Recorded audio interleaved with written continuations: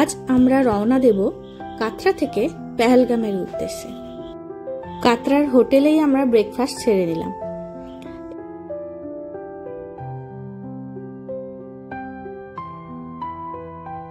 এবার আমাদের কাতরার হোটেল ছাড়তে হবে। এই হোটেলটা খুব পছন্দের ছিল সবার। এবার আমরা রওনা দেব পেহেলগামের উদ্দেশ্যে। আমরা রওনা দিলাম ওই সকাল 10টার দিক করে আমরা রওনা দিয়ে দিলাম। আজ আমাদের প্ল্যানিংয়ে ছিল মিনি সুইজারল্যান্ড যাওয়ার, কিন্তু একটা রোড ব্লক থাকায় আমাদের পেহেলগাম পৌঁছাতেই সন্ধে হয়ে গেল। আমরা পৌঁছালাম রাত্রি 8টা। প্রায় সারা দিনই আমাদের আজকে গাড়িতে কেটেছে।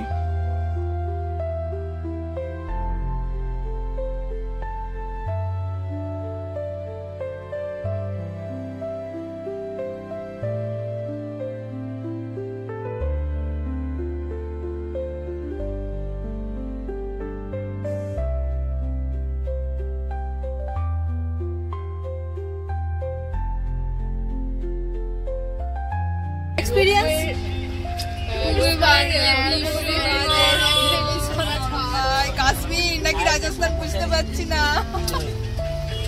দিদি আমাকে বলো ওআরএস পাওয়া যাবে? আমি তো বলবো কাশ্মীরে এলে অবশ্যই সঙ্গে করে ওআরএস আনবে।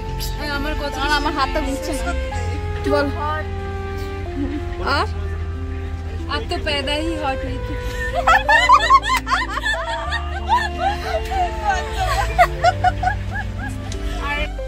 কাতরাতে সেরকম ঠান্ডাই ছিল না, গরমই ছিল। রাতের বেলায় অল্প অল্প ঠান্ডা ছিল। আর পেহেলগাম যাওয়ার পথে আমরা পেলাম অত্যধিক জ্যাম এবং সাথে গরম। মানে রাস্তাতে অত্যধিক গরম, মানে অতক্ষণ গাড়িতে বসতে খুবই অস্বস্তি হচ্ছিল।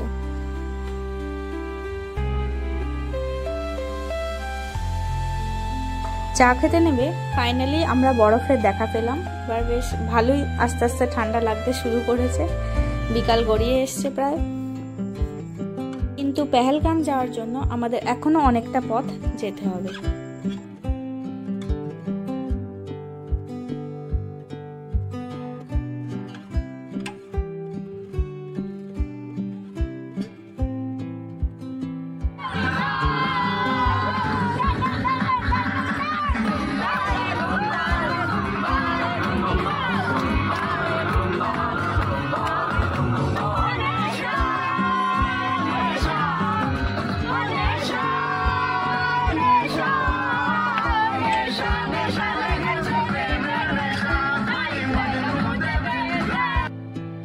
হোটেলে ঢুকতে না ঢুকতেই আমরা পেলাম স্নোফল।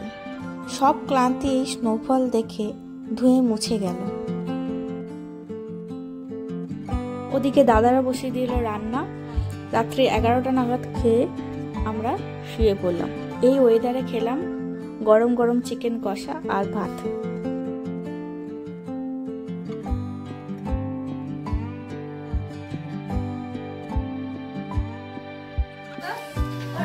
কিছু বক্তব্য?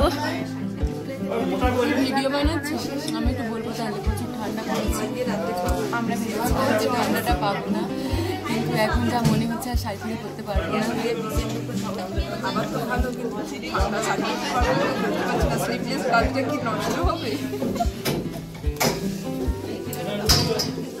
এখন মৈত্রীকে মুখে ঝাল দেওয়া হবে। একজনের রাগ হয়েছে।